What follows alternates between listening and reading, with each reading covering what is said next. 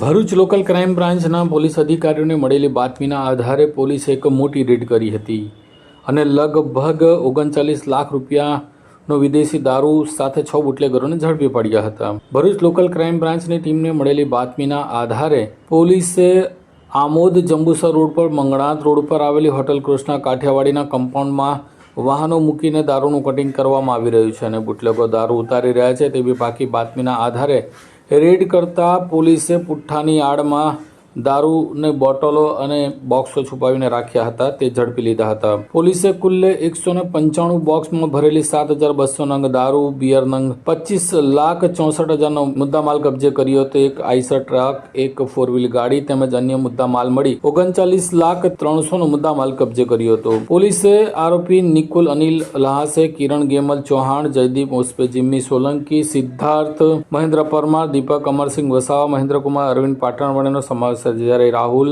Ahir Lalo Anit લંગડોને wanted જાહેર કરવામાં છે. આ સમગ્ર મામલે જંબુસર પોલીસ સ્ટેશનમાં આ અંગે ગુનો દાખલ કરવામાં આવ્યો છે.